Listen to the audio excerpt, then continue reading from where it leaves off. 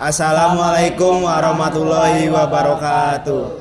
Perkenalkan, kami dari Universitas Muhammadiyah Cirebon ingin menjelaskan tentang pengaruh gaya belajar terhadap prestasi akademik. Sebelumnya perkenalkan, nama saya Thomas Fadel Abdillah, NIM saya 240641015 dari kelas SD 24A. Dan di samping saya ada guru pendamping kami yaitu Ibu Miftahul Jannah.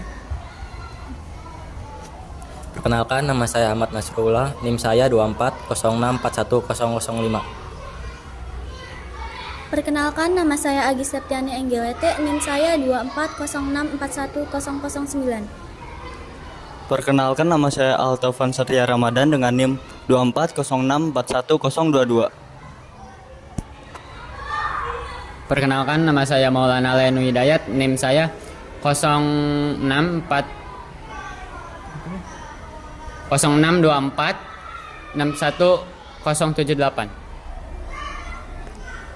Perkenalkan, nama saya Dinda Salsabila, NIM saya 240641027.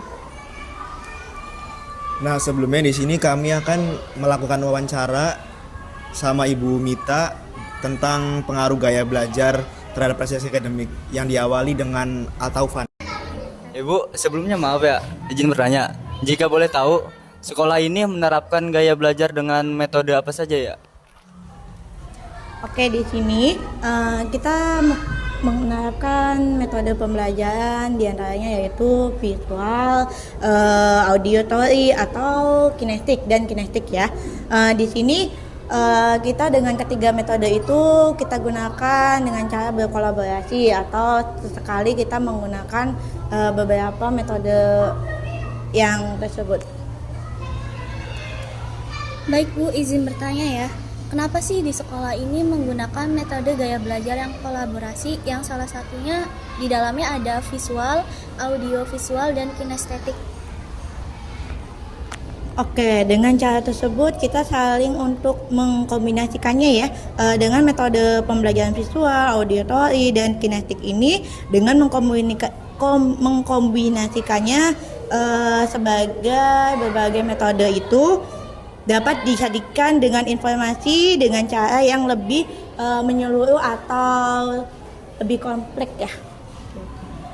Baik Bu, terima kasih. Izin bertanya, bagaimana caranya agar pembelajaran tersebut bisa diterapkan dengan lancar pada anak-anak SD? Oke, dengan menyesuaikannya dengan lingkungan yang nyaman, dengan memperhatikan minat belajar siswanya, apa yang ia sukai, kita melihat dari sisi itunya. Oke Bu, saya izin bertanya, kesulitan apa saja yang Ibu dapat dalam menjalankan gaya belajar tersebut? Kalau dilihat dari kesulitannya itu banyak faktor ya Mas ya, dapat mempengaruhi tingkat kesulitannya itu dalam misalkan faktor lingkungannya, dimana ketika kita belajar kan ada saja ya yang halangannya gitu kan, baik itu dari luar kelas ataupun dari mananya gitu. Baik Bu, izin bertanya. Apakah Ibu bisa menjelaskan contoh penerapan gaya belajar secara visual, auditorial, dan kinestik dalam pembelajaran di kelas? Oke, kita ambil contoh misalkan visual ya. Di visual ini kita misalkan pembelajaran matematika, kita ini membutuhkan benda konkret ya, apalagi anak-anak SD gitu kan, lebih ke benda nyatanya gitu tuh. Terus kalau misalkan audio visual, kita menayangkan sebuah video, baik itu misalkan dongeng ataupun kisah-kisah Nabi yang sekiranya bisa menarik perhatian dari anak didik gitu tuh. Kalau misalkan yang kinetiknya kita bisa terapkan misalkan sebelum pembelajaran kita ada ice breaking gitu tuh, atau misalkan kegiatan yang dalam kelas ataupun di dalam kegiatan olahraga ya, banyak kita menggunakan fisiknya seperti itu. Oke, Ibu izin bertanya ya.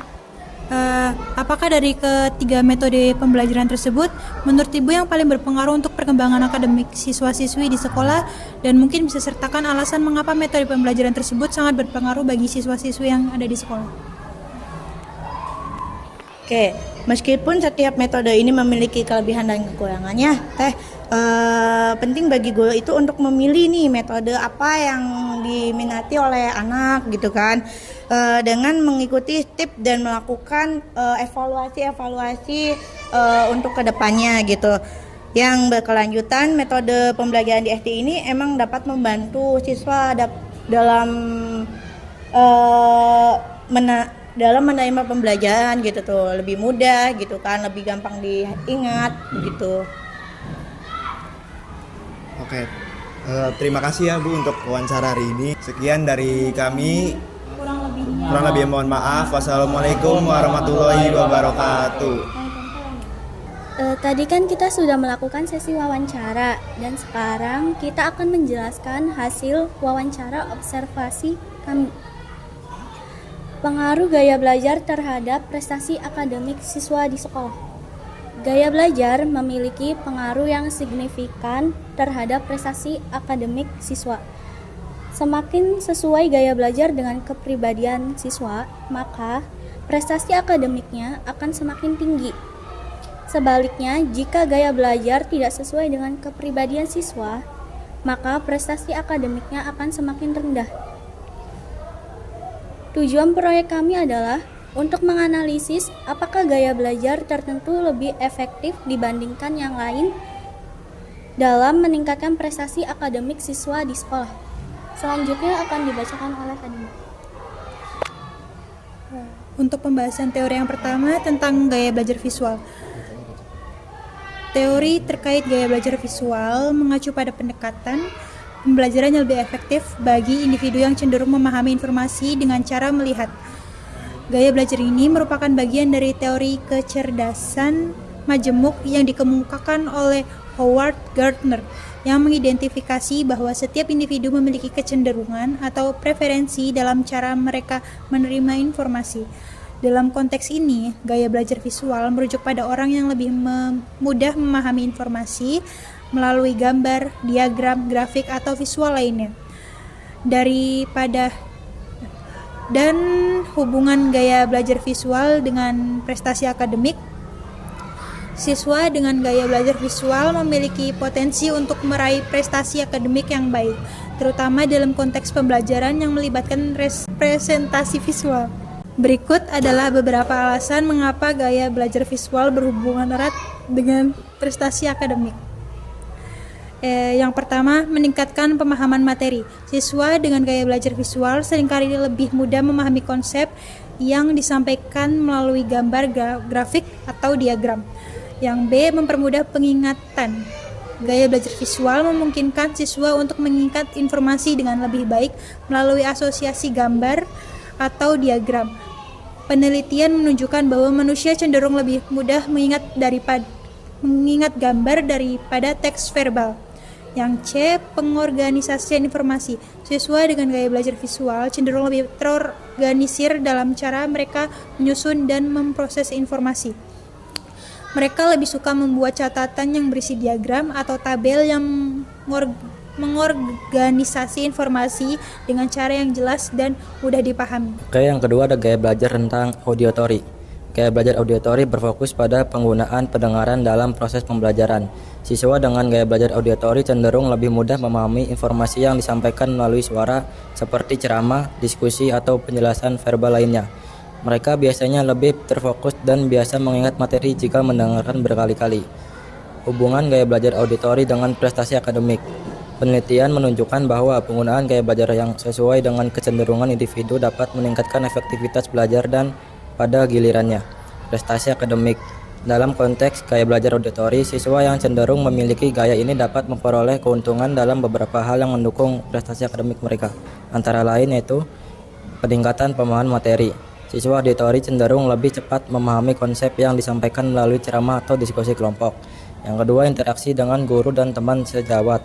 Gaya belajar auditory mendorong siswa untuk lebih sering berinteraksi dengan guru atau teman melalui diskusi atau pertanyaan lisan.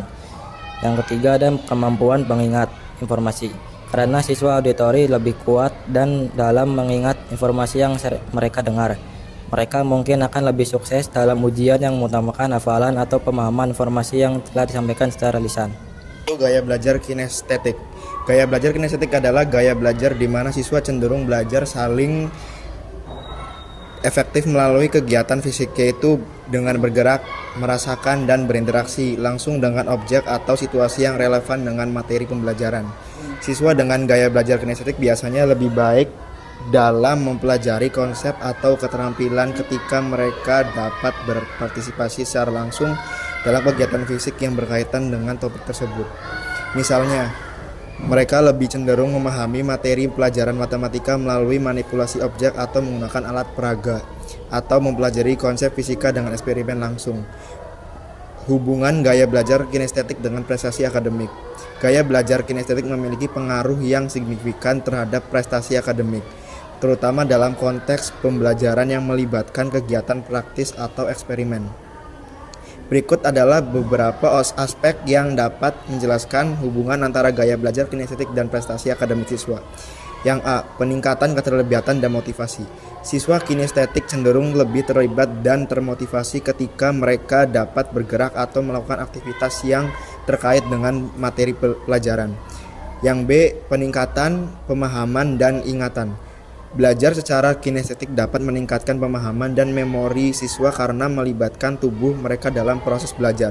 Pembelajaran berbasis tindakan sering kali lebih mudah diingat dibandingkan dengan hanya mendengarkan atau membaca materi. C. Peningkatan konsentrasi. Bagi beberapa siswa, duduk diam di kelas untuk waktu yang lama bisa mengurangi kemampuan mereka untuk fokus. Aktivitas fisik yang melibatkan tubuh dapat membantu siswa kinestetik untuk tetap fokus dan menjaga konsentrasi mereka selama belajar. Dan analisis dan pembahasan. Contoh gaya belajar visual. Dalam pembelajaran sains, seorang siswa bisa membuat diagram alur untuk menggambarkan proses fotosintesis pada tanaman, mengidentifikasi tahapan-tahapan yang terlibat, dan menggambar bagaimana cahaya air dan karbon dioksida berinteraksi untuk menghasilkan glukosa. Hal ini membantu siswa untuk lebih memahami dan mengingat proses tersebut dengan lebih baik dibandingkan jika mereka hanya mempelajari melalui teks. Dan contoh gaya belajar auditori. Dalam mata pelajaran sejarah, seorang siswa yang lebih suka mendengarkan ceramah daripada membaca buku teks akan lebih mudah mengingat peristiwa penting di tokoh-tokoh sejarah yang dibahas dalam kelas. Mereka mungkin juga lebih suka berdiskusi dengan teman-teman sekelas mereka untuk menguji pemahaman mereka tentang peristiwa tersebut. Contoh gaya belajar. Seorang siswa yang mempelajari geometri di kelas mungkin menggunakan blok bangun ruang untuk secara langsung merasakan dan mengukur berbagai bentuk geometris.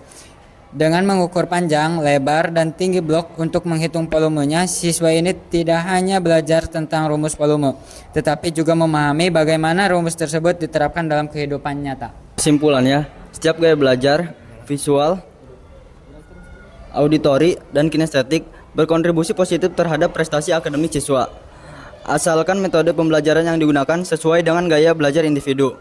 Contohnya ada 3. A. Siswa visual lebih berhasil dalam pembelajaran yang melibatkan representasi grafis atau gambar. B. Siswa auditori unggul dalam pembelajaran berbasis ceramah dan diskusi verbal. C. Siswa kinestetik mencapai hasil terbaik melalui kegiatan yang melibatkan pengalaman fisik langsung. Oleh karena itu, untuk mendukung perkembangan akademik siswa secara optimal, penting bagi pendidik untuk mengenali dan menyesuaikan metode pembelajaran dengan gaya belajar siswa masing-masing. Integrasi berbagai elemen visual, verbal, dan kinestetik dalam pengajaran dapat menciptakan lingkungan belajar yang lebih inklusif dan efektif bagi semua siswa. Oke, sekian penjelasan materi dari kelompok kami. Kurang lebihnya mohon maaf. Wassalamualaikum warahmatullahi wabarakatuh.